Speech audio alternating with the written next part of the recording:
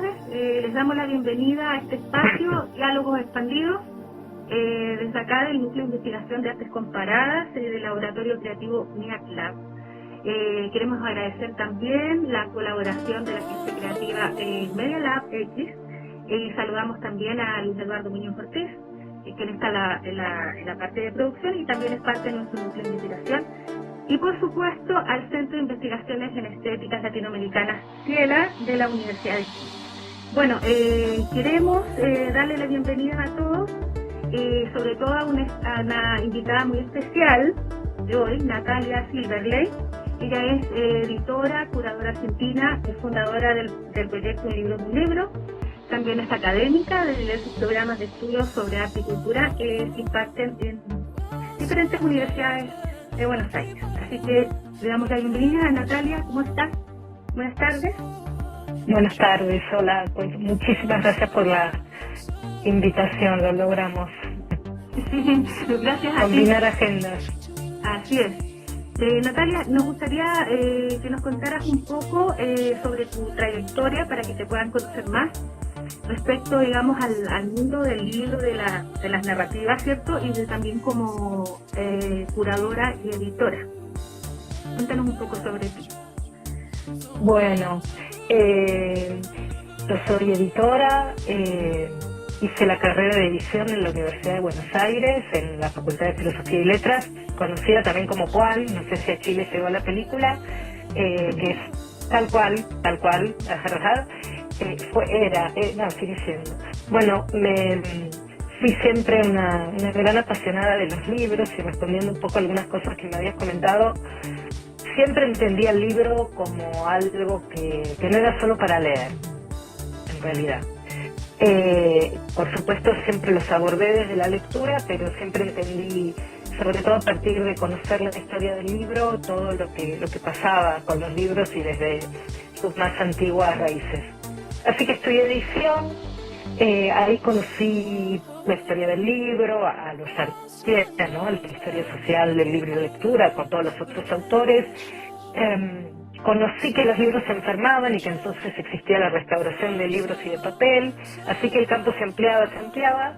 Y para hacerlo muy breve, en un momento empecé a hacer una maestría en gestión cultural, que era algo que yo deseaba mucho, porque casi que quería correrme hacia la gestión cultural, pero los libros me retuvieron y cuando tuve que hacer mi tesis de maestría, después de un largo recorrido por temas y hablando con profesores, decidí hacerlo sobre catálogos de arte, catálogos de muestras temporarias de arte, y se llamó el catálogo de arte como producto cultural.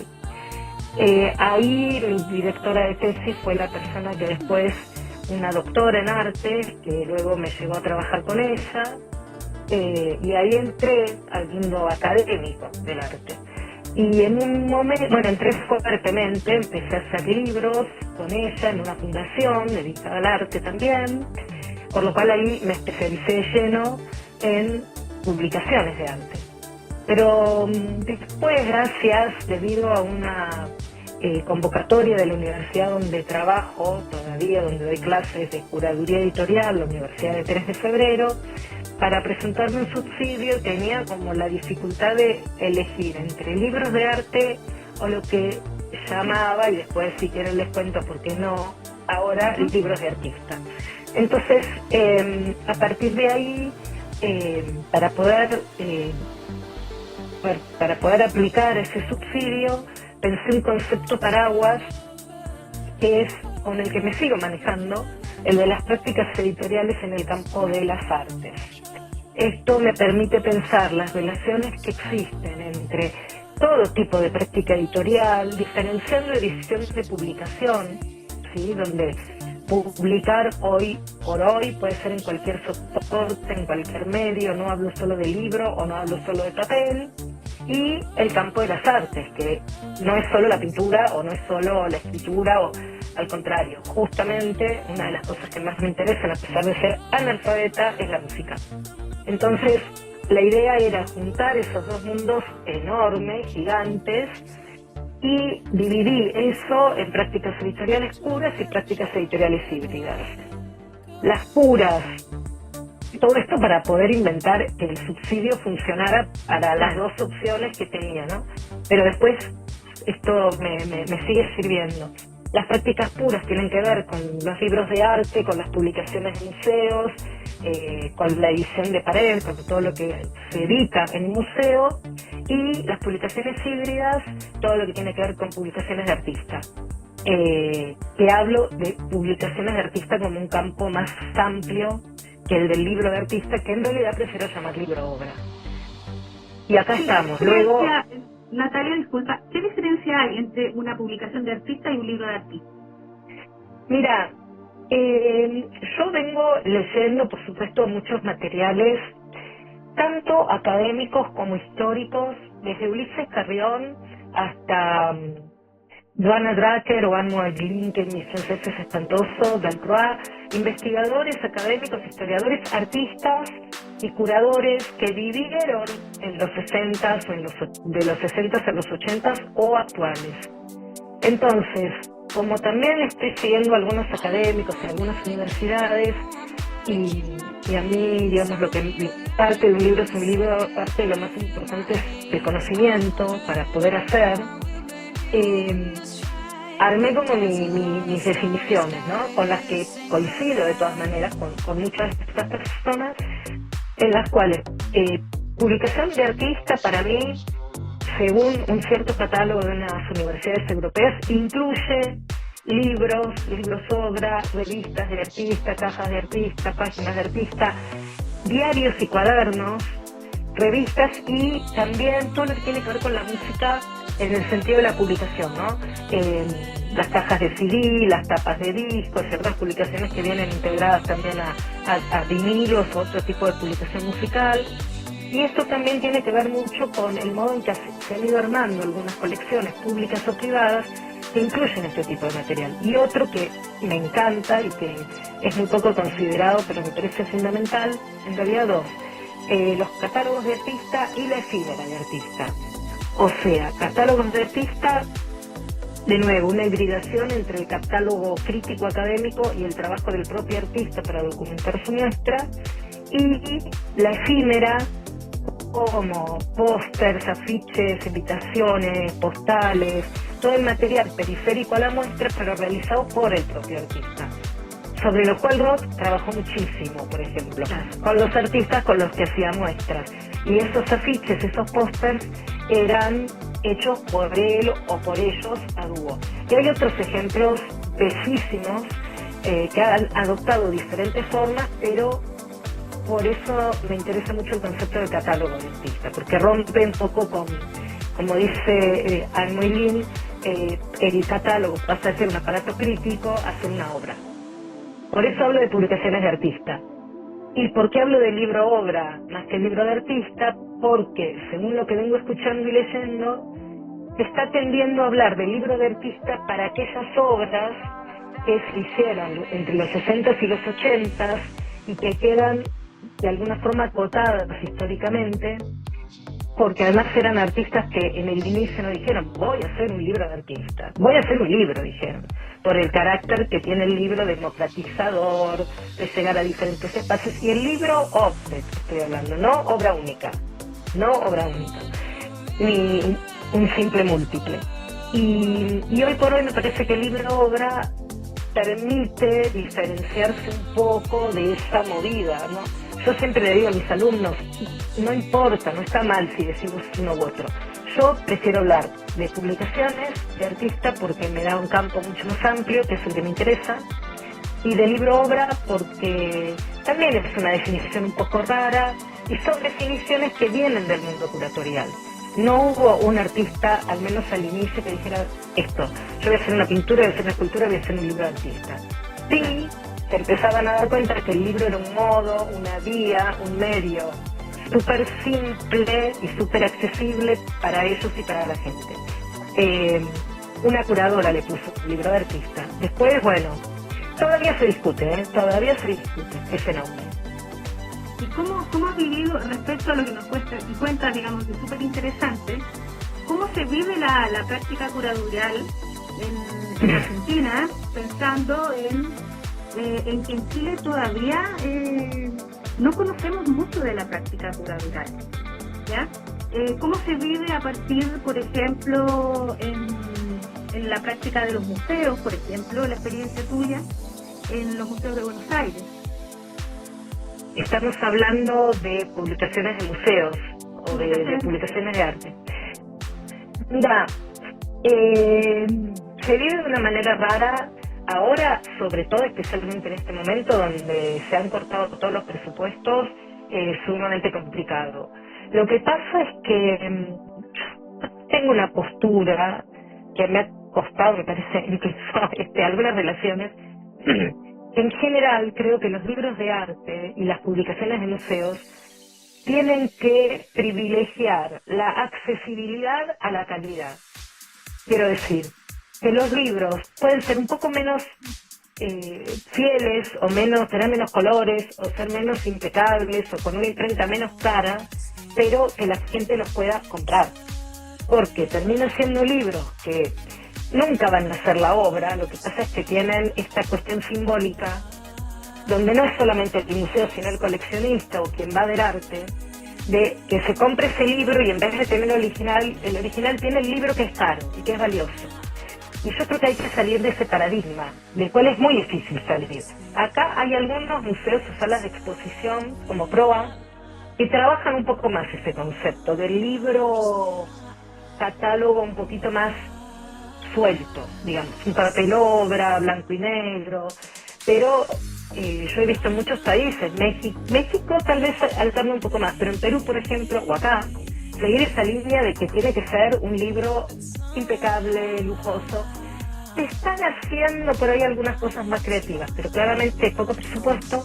En América Latina hacer libros de arte es muy costoso, más que nada por la impresión, porque las prácticas de derechos de autor, no sé cómo es en otros países, pero en la Argentina es más laxo. Y lo que no tienen los museos en la Argentina, y creo que en Chile tampoco, tal vez en Brasil, son editores que se ocupen. Entonces, ¿quiénes hacen los libros? Los coordinadores o los coordinadores de producción o los que producen las muestras y los mismos curadores, que a veces tienen intuición editorial, a veces no, a veces les gusta más hacer libros que hacer muestras. Y por supuesto, lo que te puedo decir para cerrar es lo que a mí me motivó a hacer mi tesis sobre publicaciones de museos fue escuchar a un profesor, curador muy importante, decir que los catálogos eran un espacio de poder curatorial. Y ahí me quedé, dije, porque él hablaba de curaduría y todo yo lo podía trasladar a la edición, con ciertas diferencias, ¿no? Y los catálogos hoy se han transformado también en eso. Entonces, tienen mucha tela para cortar y mucho para investigar. Y además, históricamente yo puedo mirar un catálogo de una manera diferente y complementaria a como la mira un historiador del arte. Y puedo llegar a ciertas conclusiones de las políticas museales, culturales y editoriales y políticas a partir de ver quién escribe o quién era, no solo quién era el director del museo en ese momento, por qué se publica este discurso, por qué publican todo lo que entra, lo que sale, lo que se dona, o sea, por qué, cuántos boletines, quién los decidía, se pagaban, no se pagaban. Esto es una investigación que hice en el Museo Nacional de Bellas Artes y aprendí un montón. Eduardo, tú vas a preguntar algo sobre el libro, tu libro, ¿no? Sí, bueno, primero saludar, agradecer esta primera entrega, porque diálogo expandido. Han aparecido varios conceptos en esta primera parte. Hemos hablado de hibridez, hemos hablado de la descentralización un poco en esta nueva construcción y resignificación de la vida que hoy día está pasando también desde el mundo editorial. ¿De dónde y por qué nace un libro? ¿Por qué el nombre del proyecto? ¿Hacia dónde va? ¿De dónde viene? ¿Y cómo nos puede invitar a este universo conceptual? Un libro es un libro. Primero, el nombre surgió ante la falta de nombre. Yo cuando empecé este proyecto en el 2015-2016, lo iba a hacer lo empecé con una amiga artista que sabe mucho de arte contemporáneo, y lo iba a hacer en mi casa, lo hice en mi casa. Entonces yo quería ponerle un nombre porque no quería invitar a la gente a mi casa, quería que tuviera un nombre. Y no encontraba, y estaba, bueno, viste, en la tormenta de ideas, porque un libro, uy, esto es un libro, y quedó. Después, como en italiano se dice di cosa nasce cosa, había que hacerle una marca. Y una amiga ilustradora y diseñadora muy exquisita me ayudó con la marca, que es tal cual la que tengo hoy. La hicimos juntas, pero bueno, salió así. ¿Y de dónde viene? Viene de un poco de esto de las prácticas editoriales y de que yo estaba un poco cansada y un poco frustrada del mundo editorial y del mundo del arte, y que me di cuenta, no sé cuándo empezó mi amor por los libros de artista. Lo que sé es que ya en 1994 mi padre me había dejado un folleto de una muestra de libros de artista diciéndome: Nati, se termina mañana.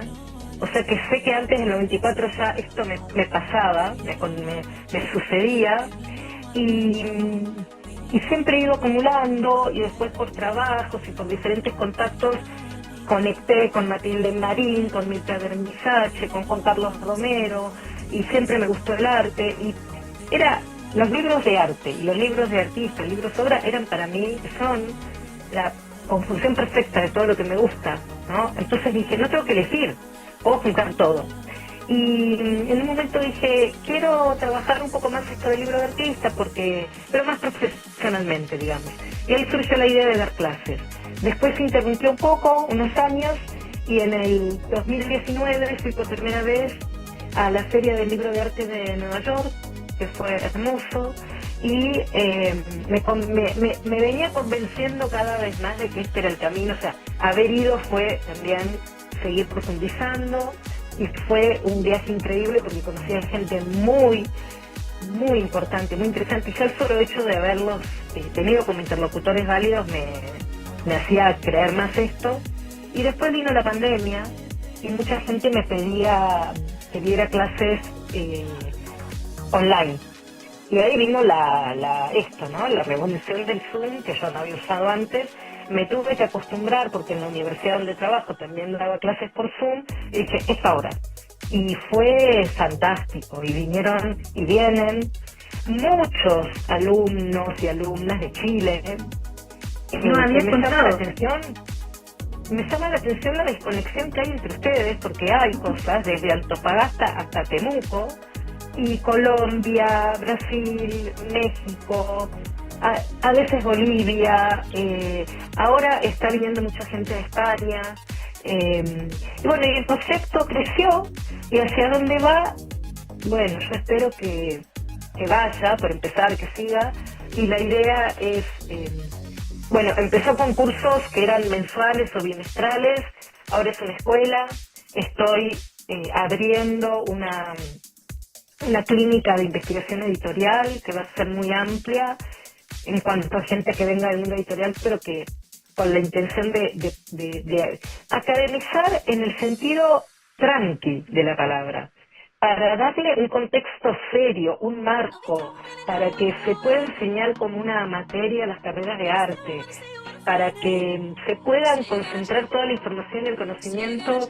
y no esté en manos o de algunos coleccionistas o de algunos jóvenes que hacen sus editoriales independientes y que hacen proyectos o experiencias, pero que no están por ahí tan cerca de este concepto. Y yo creo que lo que a mí me interesa es difundir, generar ideas, estímulos y conocimiento para que ese hacer sea más creativo, no por eso original, pero yo creo que hay que conocer que hay poca originalidad, que hay pocas ideas, y sobre todo en América Latina, y que el libro de artista o el libro obra necesita reinventarse un poco. Y ahora nada, tengo un canal de YouTube, tengo podcast y todo lo que se pueda, ¿no? Hago entrevistas, hago formaciones también en el extranjero, y estoy pensando, pero pesa todo sobre mis espaldas, hacer cierto tipo de muestras, curadurías específicamente, pero por ahora no. estoy haciendo muchas cosas, pero bueno, todo lleva un tiempo, ¿no? Una maduración. ¿Y cómo ha sido tu relación, Natalia, con la gente de Chile? En la escuela Un Libro. ¿Cómo ha sido? Excelente. Me imagino que has tomado contacto con algunas editoriales emergentes o editoriales emergentes. ¿Sí? Excelente. Gente, todos súper interesantes, súper capaces, súper ricos. La revista Nimita de Concepción, un montón de gente en Concepción. Una de las primeras alumnas en Temuco, una persona súper interesante de la universidad, no me acuerdo si en Antofagasta, Atacama, perdonen, disculpen la ignorancia, pero ahora mismo tengo otro alumno que está en Santiago, y tengo dos o tres alumnos que están en Santiago interesantísimos, una que está en Valparaíso, un montón de gente. Estoy pensando, de hecho, de una u otra manera ir, pero bueno, y después está, por supuesto, Felipe Kusen, Los Naranja, y de repente le digo a alguien, le digo, ¿conocen a Los Naranja? No. ¿Y Felipe Kusen, la Oficina de la Nada? No. Digo, no puede ser. O sea, además los Naranja y la Oficina de la Nada son muy notorios. Pero bueno, me llevo muy bien, estuve con Los Naranja una vez que fui a Santiago y me parecen geniales, y con Felipe intercambié algo con uno de los integrantes, pero a mí me parece que tienen trabajo buenísimos. Ahora parece que igual, perdón Eduardo, pero igual digamos el desarrollo curatorial en la Argentina es mucho más, bueno, según lo que yo he podido ver, hay un desarrollo más amplio que lo que hay ahora en la práctica en Chile. ¿Qué cosas crees que falta? ¿O con qué cosas te has topado tú que crees que falta en Chile respecto a esta práctica? No lo sé. Creo que falta más que nada comunicación. La disciplina de las publicaciones de artistas es más bien como se está desarrollando ahora. Si bien hay colectivos, creo que son como pequeñas tribus que no conectan, ¿no? Y que me parece que es algo que pasa en la cultura en general, en todos lados, como que está todo tan duro que cada uno queda. Yo creo eso, que son comunidades y que cada uno tiene su propia interpretación de lo que es una publicación de artista, un libro-obra, que cada uno tiene además sus propios contactos y sus propias redes en el mismo, contemporánea e históricamente. Claramente, qué sé yo, la influencia de Argentina puede ser fuerte, pero a mí me parece que hay un montón de cosas que se pueden hacer en Chile, y además, hasta el día de hoy, al menos, por lo que yo me entero, ustedes tienen más subsidios para la cultura que nosotros, aún antes de este gobierno. Al menos como a mí me lo contaron. Yo acá, si hubiera querido aplicar a... Claro, tenemos el libro y claro, el fondo del libro, existe el fondo del libro. Claro. Les propongo algo, que nos demos un pequeño espacio y después nos introduzcamos un poco en el universo de Dieter Roth y cómo se junta Dieter Roth en el proceso de Natalia Silverberg. Les invito a que nos demos un tiempo, escuchemos algo de música que va a entrar dentro de este espacio de este primer capítulo de Diálogos Expandidos. Así que continuamos dentro de un rato. Pero nos vas a mandar el link.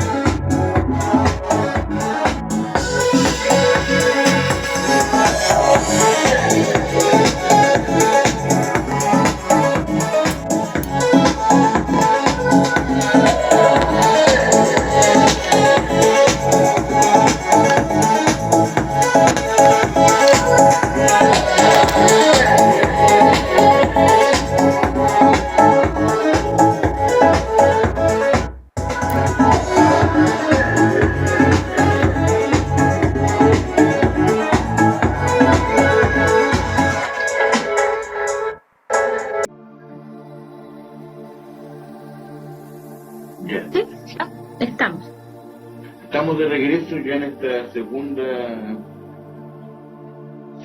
tanda dentro Se te escucha del súper primer equipo. bajo. Muy bajo. Ah, Sí, Eduardo, se escucha abajo. Bueno, hemos regresado, digamos, a la segunda parte de nuestra conversación con Natalia Silverden y queremos ahondar en algunas cosas que creemos que es muy importante respecto a la cercanía de Natalia Silverden con la obra de Dieter Roth. bueno, tengo que decir que fue amor a primera vista. Porque la primera vez que estuve en Berlín, en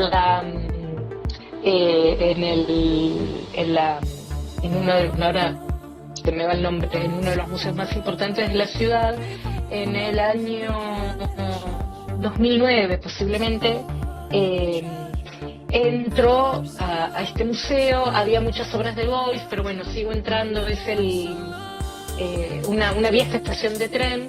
Y mientras sigo entrando, literalmente al fondo, la última sala, había una serie de obras, instalaciones que me enloquecieron, y sobre todo una que era grande, como no sé, 30 metros, 40 metros, que era como una especie de balcón o de superficie, tamaño, no sé, container, pero abierto, como una especie de jardín, con cosas que colgaban, con cosas por todos lados, no sin antes haber visto algunos objetos llamados instrumentos musicales.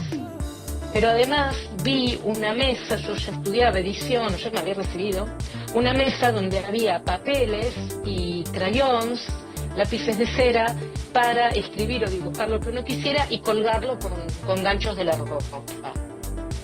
Y me enamoré me encantó eso, me pareció, además, ese trabajo, esa obra trash, pero impecable, ¿no? Como que... Y sabía que era Dieter Roth, pero no, lo leí, pero no me decía mucho. Muchos años después, o un par de años después, me hago amiga de un editor suizo en la Feria del Libro de Frankfurt, y resulta que este señor es fanático de Roth y coleccionista, y también publicó muchas cosas de Roth.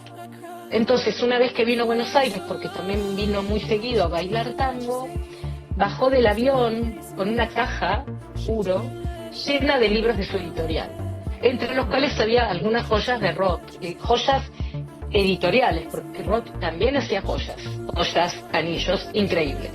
Entonces ahí uní y dije, claro, esto que a mí me había enamorado tanto en la Berliner House, no me acuerdo cuánto, era Roth, por algo me pasó, y entonces ahí dije, bueno, realmente esto fue muy al revés, ¿no? En vez de saber que Roth y que iba a ver, me pasó que me penetró sin saber quién era.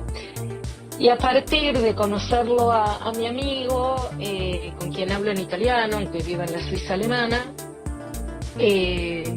bueno, fue progresivo el enamoramiento de Roth, hasta el momento en que pensé en hacer una muestra en la Argentina.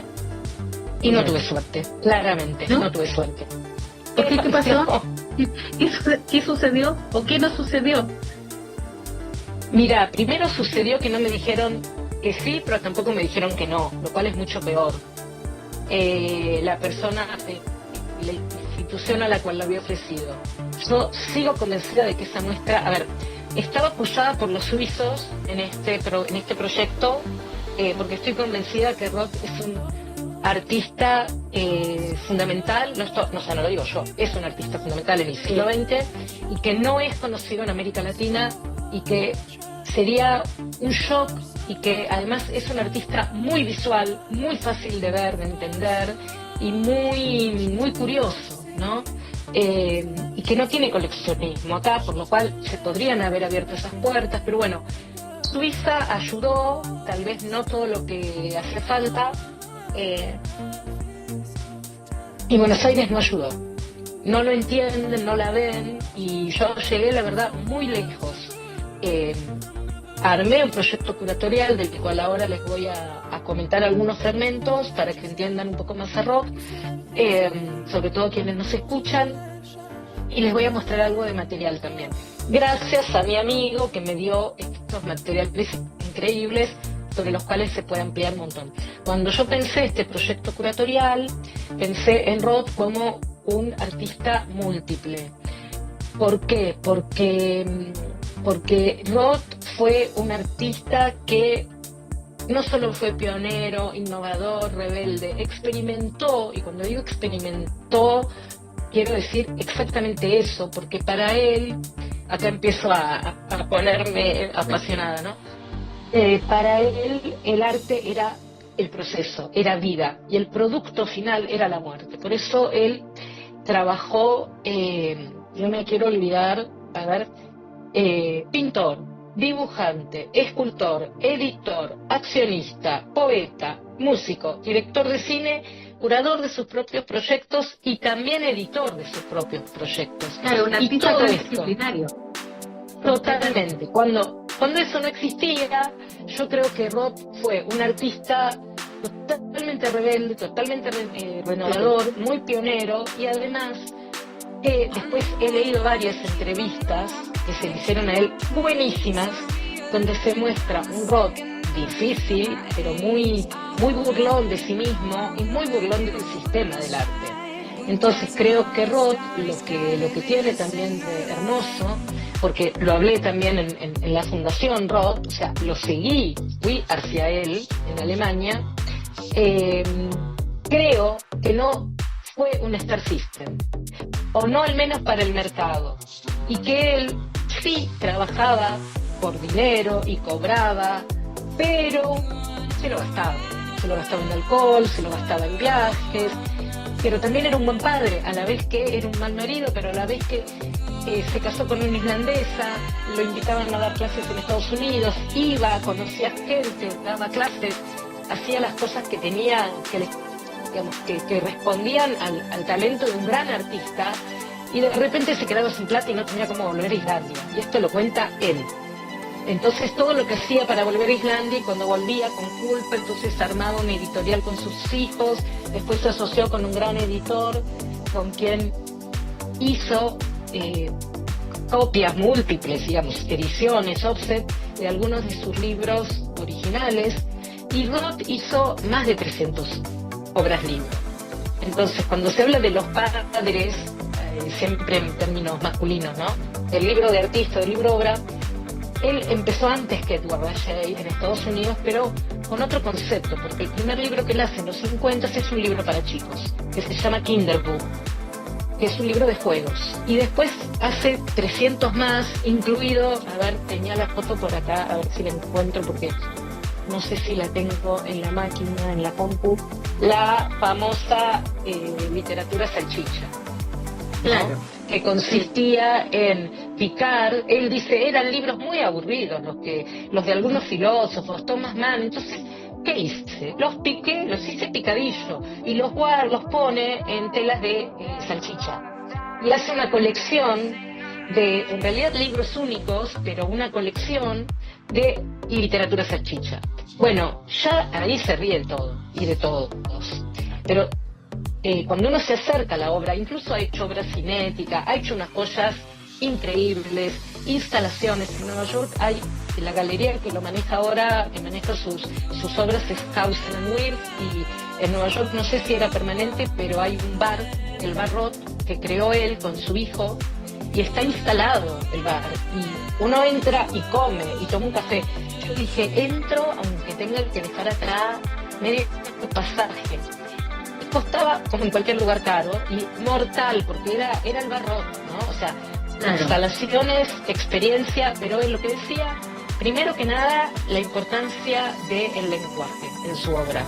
Tengo una frase hermosa por acá de él, que dice, ahora no la encuentro, pero que más o menos, acá está, que hago arte solo para sostener mi hábito, que es escribir y publicar libros. Entonces es uno de los artistas de libro que más obra ha publicado de diferentes maneras, y además era un eximio dibujante. Y otra cosa muy importante de Roth es que trabajaba con materia orgánica y con música. Y creo que esto, para redondear, es algo que tiene mucho que ver con los libros y con la música, porque no se acaba. Porque el libro uno lo puede leer siempre, porque la música se reproduce, y él trabajaba con materia orgánica, queso, chocolate, especias, estiércol de conejo, alpiste, y estas obras se pudrían, así que eran un gran desafío curatorial, y con la música, porque diseñaba sus instrumentos, componía y tocaba y cantaba. Claro, tenía y mucho de hacía antropología, ¿no? Tenía mucho de antropología musical, la práctica musical de Dieter Roth. Yo no sé, porque no sé si de antropología, creo que tenía mucho de... esperar, les quiero mostrar, pero lo quiero recuperar. No sé si antropología, creo que mucho de egolatría, tal vez. También, no, también. Lo que ahora le gustan pasa, muchas sonoridades diversas, sí, una mezcla de sonoridades. Sí. Lo que pasa es que Roth también era un tipo que trabajaba con la materia orgánica y trabajaba con lo que en el arte parecía no valer tanto, porque yo le preguntaba en la fundación por qué Beuys se hizo tan famoso y no Roth. Entonces, Beuys apostó tal vez a algo más marketinero, a algo más fuerte, a estas performances, y además no produjo tanto como Roth, porque Roth me decía, no hay obras que valen $200 y obras que valen 2 millones de euros. Porque producía, porque para él el arte era vida y todo lo que hacía era un proceso de arte. Entonces escribía sus cuadernos, escribía sus libretas, escribía música, se sacaba fotos, hacía films, todo sobre él o sobre lo que estaba pasando. Y de hecho su hijo es uno de los grandes curadores y defensores de su obra. Les voy a compartir, ¿es momento? ¿Puedo?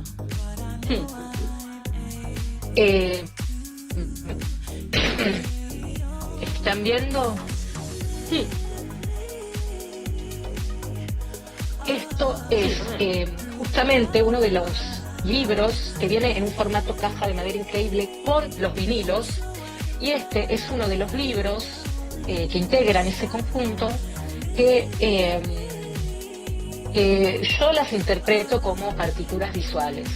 Por eso acá, Astrid, es donde digo, qué pena no saber nada de música para poder entender acá el juego entre el arte, la música, la notación y este juego total, ¿no?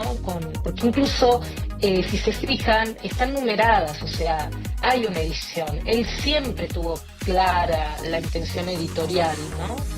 Y bueno, acá no creo que no están todas, pero miren la diversidad y siempre trabajadas sobre un espacio musical del pentagrama, con todo tipo de intervención. Bueno, para mí esto es una belleza, ¿no?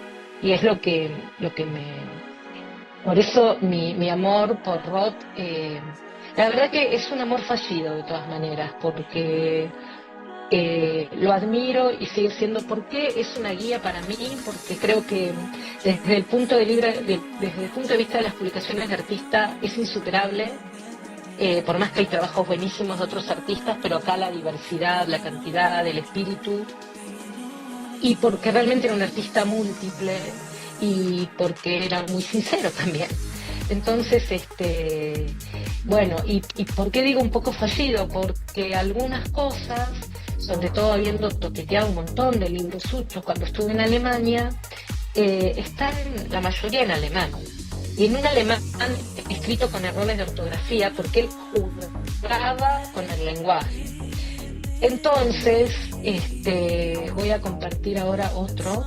Entonces, yo no hablo alemán, y mucho menos un alemán con errores de ortografía.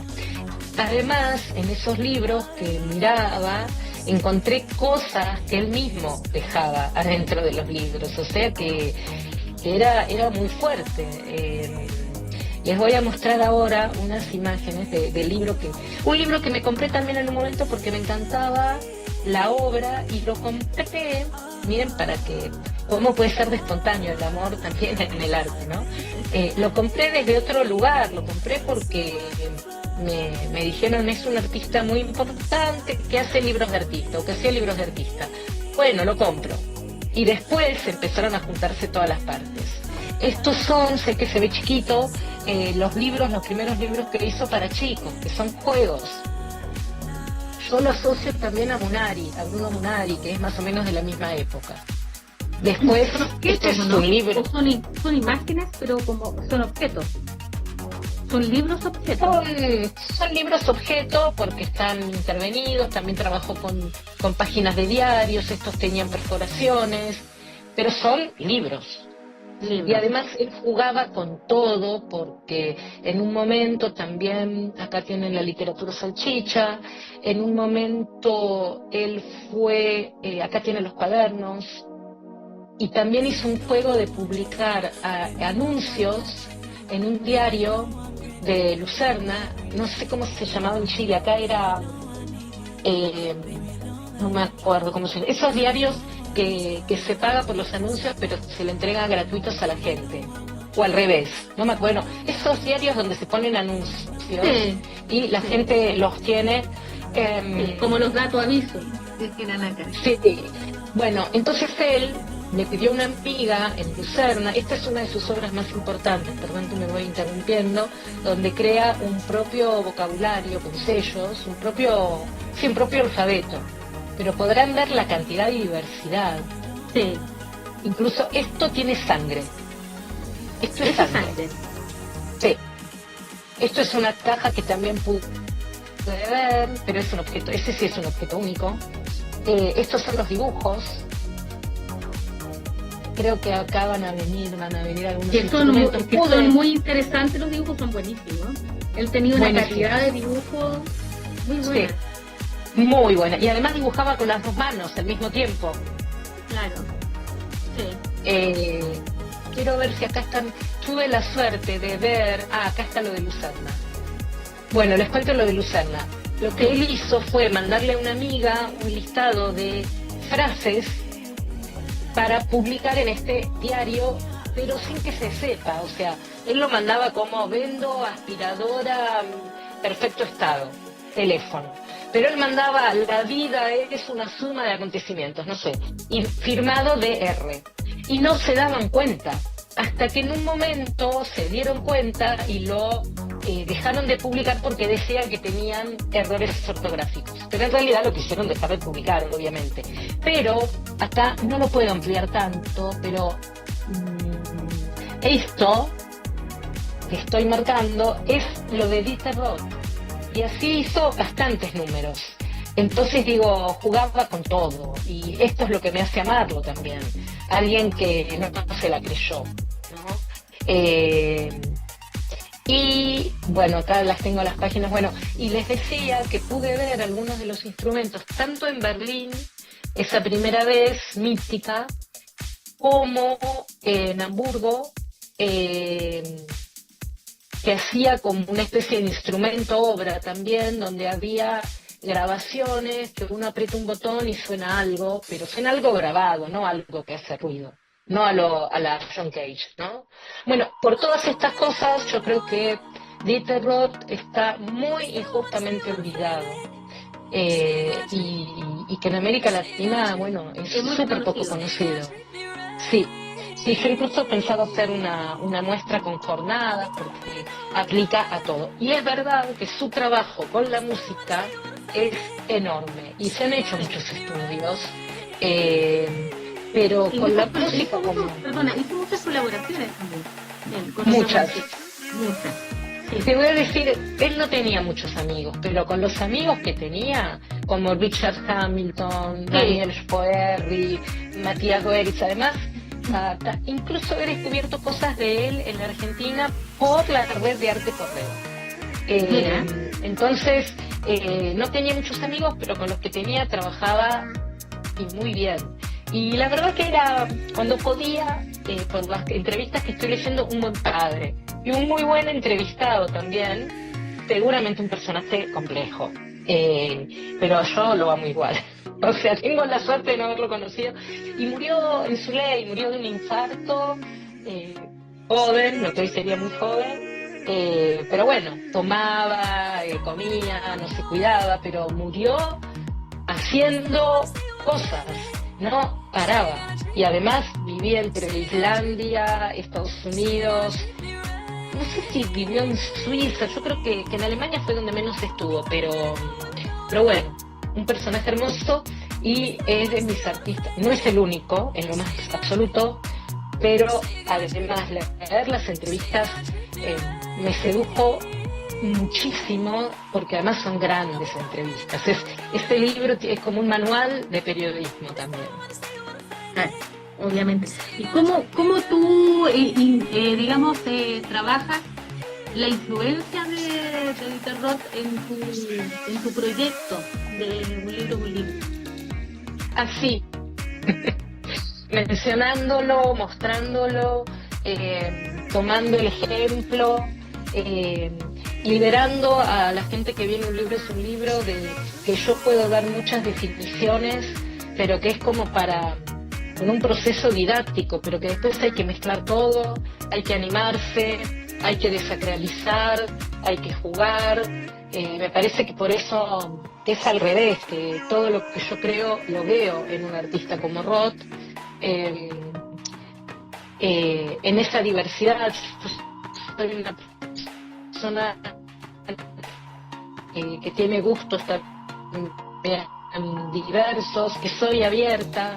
Me gusta de Roth, vistas, además no hay un hombre un artista con más grupos y discípulos. Hay un padre, hay un abuelo,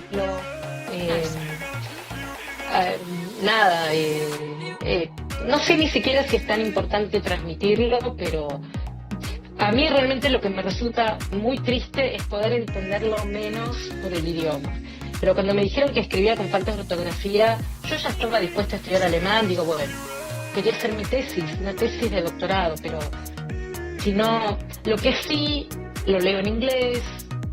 También tiene mucha poesía visual y mucha obra que no es necesario entender la lengua. Claro, como no entiendo la música.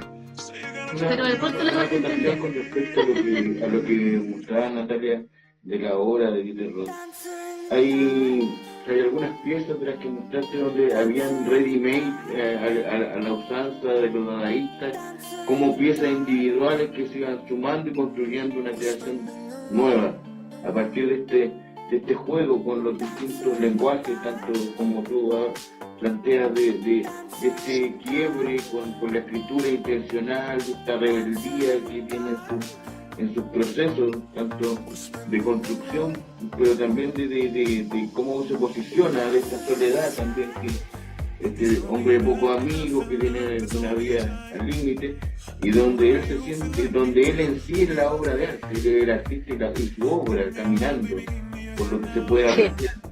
Y eso también es muy propio de este fin del siglo XX y estas primeras 2 décadas del siglo XXI, donde hay un redescubrimiento de muchas cosas. Por eso fue un pionero. Los nuevos 20 del siglo XXI son muy similares a los 20 del siglo XX. Sí, es verdad. Estamos en un tema, en un momento de la historia, donde la historia se vuelve a resignificar, a deconstruir, a volver a intentar, porque hay un tema de incertidumbre, de hibridez, de un proceso de resignificación, pero también un proceso de reevolución del sentido. Hoy día la verdadera lucha está por la lucha de la construcción del sentido. Sí, bueno, por eso me interesa tanto. Algunos lo ponen como un neodadaísta y también es cierto que rozó Fluxus, ¿no? Como que pasó muy por afuera, pero tiene que ver con Fluxus. 2 movimientos que amo y que también de los cuales hablo mucho, de dadaísmo, Fluxus, arte conceptual. Para mí los libros obra tienen todo que ver con el arte conceptual, como lo quieras entender, más viejo, más nuevo, pero son arte conceptual para mí, por eso reproducibles, por eso se pueden conseguir en una librería. Pero Roth sí, creo que fue todo eso, que se le animaba todo, que todo experimentaba, que todo probaba, y el hecho de haber jugado con materia orgánica, de la más noble, por ahí como el chocolate, el famoso conejo de que tengo la foto, a ver si logro encontrarla, de estiércol, que lo hizo con caca de conejo y alpiste. Y después los curadores querían matar porque claramente también su obra empieza a crecer, a valorizarse, y él jugando a hacer algo con excremento, y ¿cómo hago para conservar esa obra? Entonces ahí me parece que él le da vuelta a todo. Por eso me divierte su rebeldía, ¿no? Y esto de la música es muy difícil. Tengo vinilos de él. Tengo también, que no lo logré ahora, pero después se los voy a mandar para que por ahí lo puedan mostrar, un video corto de uno de los libros que tengo de él, que en realidad es un facsímil de un bibliorato donde él puso todo su material sobre las joyas, sobre los anillos que hacía. Es increíble que es un facsímil literal. Pasa que lo tengo, les muestro acá cerrado, y después los mando para que entiendan de lo que hablo.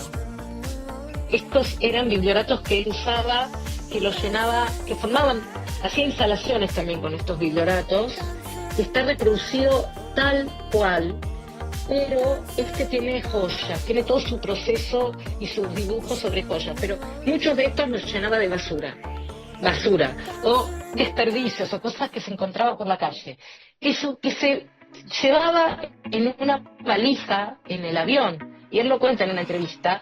La única condición era que fuera flat, que fuera plana, ¿no? Pero después llenaba folios de estos biblioratos de basura, y hay muestras que son instalaciones de grandes bibliotecas con estos biblioratos, con estos folios con basura. Y en eso, la verdad, no solo la basura o el objeto encontrado, porque lo podemos llamar objeto encontrado, sino la colección de objetos encontrados, ¿no? Bueno, nada, por todas esas cosas. Y además uno ve su obra y no ve la obra de un hombre de los 50, los 60, ve esto que decías vos, una obra actual. Sí, el tema es un punk, su actitud era un punk. Realmente punk, frente a la historia. Total, era un punk. Era así, total. Un señor súper interesante. Pasaba bien, a su manera. Te digo, yo tengo un libro que todavía no terminé, pero he leído muchas de estas entrevistas, que también algunas de grabaciones en la televisión. O sea, en Alemania es conocido y es muy respetado. En Europa, viste, van como los anillos. Cada vez más lejos. Tuvo su muestra en el MoMA, tuvo sus muestras en España en lugares súper importantes. El año pasado creo que se hizo otra muestra en Alemania, ahora se va a hacer una sobre sus instalaciones, no me acuerdo, pero tiene sus coleccionistas, pero está todo también se conoce bastante. Sí. En España se conoce bastante. Sí, porque hizo un par de muestras en España, sí. Claro. Y yo, como me conecté con la galería y con la persona que maneja el statement, Dieter Roth, me mandó un montón de material. Entonces, a partir de ahí digo, bueno, o sea, me mandó porque yo iba a hacer la muestra. Entonces, tengo todo el material de prensa, su biografía extendida. Eso es precioso, ¿eh? Es un Hay material.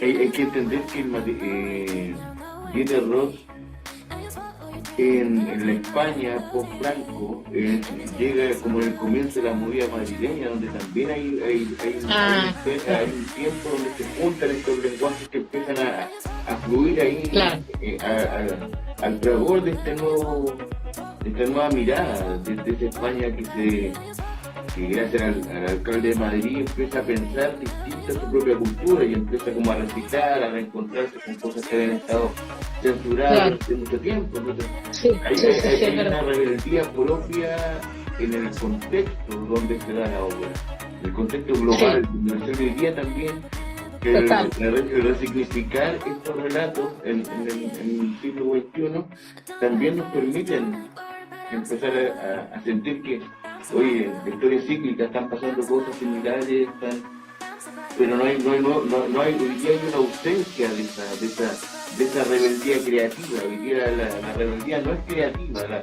el artista no tiene una posición de construcción.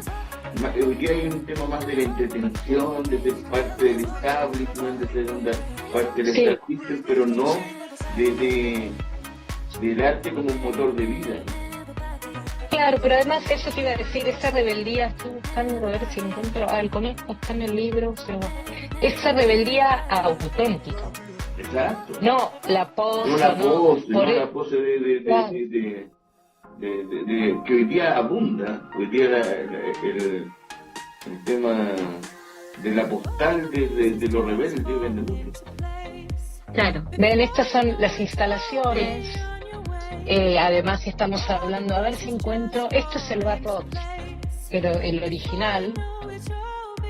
Imagínense para una como yo sentarme en el Bar Rock, que por supuesto acá está, la rearmó el hijo, ¿no?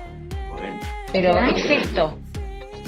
Y a ver si encuentro todo esto forma parte del dossier de prensa. Quiero ver si encuentro uno de los instrumentos, pero miren, ven la complejidad de esta obra. Sí. Y a ver, no, es tanto el material que, bueno, esta es una de las obras más conocidas. Esto creo que es en cera, pero lo había hecho en chocolate. También hace obras por encargo. Son todos sus bustos, su reproducción. Y esto lo hizo, hay una grande en chocolate. Imagínate mantener el Hay chocolate. varias en chocolate, ¿no? Incluso Sí, tiene una hizo- muestra como un edificio, ¿no? En chocolate. Y en chocolate parece que es un azúcar. Sí, y la de las especias también, y esto es lo que les decía de las instalaciones de... Perdonen que esto no es muy prolijo, pero No, pero está bien. las instalaciones de biblioratos. Precioso, muy interesante. Bueno, ¿cómo no, después de esto, cómo no amarlo? Sí, de todas No maneras. encuentro el con... Encuentro que esto es súper interesante lo que está pasando, porque cuando hablamos de diálogos expandidos tiene que ver con que la construcción Claro. incluso del relato y de la transmisión en sí fluya y vaya a distintos lugares con el fin de ir generando estos espacios, de estos diálogos que se van expandiendo. Pasamos por el tema de la curatoría, pasamos por el tema del universo de Dieter Roth, hemos estado viendo un montón de cosas en un lapso de tiempo que igual es interesante poder darse ese espacio para poder conversar de esto que no es tan habitual, a lo mejor no es lo que se ve de manera permanente. Yo creo que el núcleo es interesante como ese espacio de laboratorio creativo. Esto es un laboratorio creativo. Es ideal tomar la Roth como laboratorio creativo. Sí. Y esperamos Y te voy a decir esperamos que puedas hacer, digamos, algún seminario, profundizar más. Ojalá. Sí, sería ideal. Material nos falta, ganas tampoco, y además creo que, bueno, así como yo había pensado las jornadas con la muestra, ese esquema de alguna manera lo tengo pensado. Y después les voy a mandar, les voy a mandar directamente o el link está en mi YouTube y está en mi Instagram, pero se lo voy a mandar para que lo encuentren más fácil y de repente puede ser interesante que también lo muestren, porque ahí es ver cómo él trabajaba. Perfecto, ¿no? Sí. Mira, toda esta entrevista, esperemos que esta parte igual va a quedar grabada, pero vamos a sacar extractos de la situación. Agradecer primero el tiempo y segundo todo el conocimiento que tienen de cómo enfrentar temas que a veces que a veces tienden a ser como muy académicos, hablar de curatoría editorial, de construcción híbrida, del lenguaje, del sujeto. De repente puede ser como muy denso, pero llevarlo con un ritmo como el que se ha llevado a esto, lo encuentro que es bastante interesante como apuesta también. Y eso deberíamos repetirlo. No, pues Natalia, nosotros te agradecemos muchísimo todo tu conocimiento, toda tu trayectoria. Eres una mujer maravillosa, capísima. Fuiste mi profesora. Fuiste mi profesora y espero que sigas siendo, porque igual tú tienes, el proyecto Un Libro, que es precioso, que yo estoy esperando desocuparme también como para poder tomar esa práctica, que la encuentro muy necesaria, muy bonita, y que creo que es un mundo que nos abre de posibilidades frente a otras narrativas, a enfrentar, digamos, la obra de arte desde otro lugar, desde el lugar que estamos, que pienso que el lugar del artista es muy importante hoy día, analizarlo desde varios puntos de vista, ¿no? En un mundo así tan no solamente globalizado, sino que está en un proceso complejo. Ya, yo creo que los artistas ahí tienen un lugar importante, una lectura importante que nosotros como investigadores también tenemos que dar. Así que te dejamos invitada porque esperamos nosotros expandir esto que tú nos has contado aquí tan resumidamente, y te agradecemos muchísimo. Una invitación, Natalia, desde ya. Mira, estamos viendo una historia de estos nuevos locos 20 que se llama Tu historia en 30 segundos. Es contar una historia de estos nuevos locos 20 en 30 segundos en el formato que sea y como sea. Cuéntalo, cántalo, escríbelo, píntalo, mételo en un video, transfórmalo en lo que sea, pero en 30 segundos. Y establecer una suerte de festival en línea de historias de 30 segundos. Construir un relato en 30 segundos, micro relatos que vayan contando una historia, no lineal, donde se pueda jugar un poco con esa rebeldía del proceso, que el proceso es lo rebelde, ¿entiendes? Sí, totalmente. Bueno, en estos días no tengo ni 30 segundos, porque 30 segundos hay que pensarlo 30 minutos. Pero yo les agradezco a ustedes la oportunidad de hablar de estas cosas, de hablar de rock, que finalmente alguien me pregunte por rock y ojalá se pueda armar algo, porque la verdad es que es muy interesante. Y donde se arme va a ser el puntapié inicial importante. Así que bueno, ojalá, y les agradezco mucho a ustedes también todos los elogios. Me voy más contenta de lo que vine, que ya era mucho. No, gracias, Natalia. Vamos a estar en contacto, así que te queremos mucho, por lo menos yo particularmente te quiero mucho, te agradezco mucho, he aprendido mucho de ti y espero seguir aprendiendo de ti, porque me falta mucho todavía aprender. Bueno, muchas gracias, Astrid y Eduardo, y después les mando para que vean ese video, y si necesitan algo más de material para esta entrevista no hay problema. Perfecto, un abrazo desde acá. Un abrazo, te queremos mucho y vamos a estar en contacto. Después te vamos a mandar la entrevista y después vamos a mandarte otras cosas y quedemos en contacto para ver cómo armamos ese seminario para que tú puedas darlo. ¿Ya? Buenísimo, ¿Ya? gracias. Abrazo. Mucha suerte. Adiós, Adiós, hasta luego.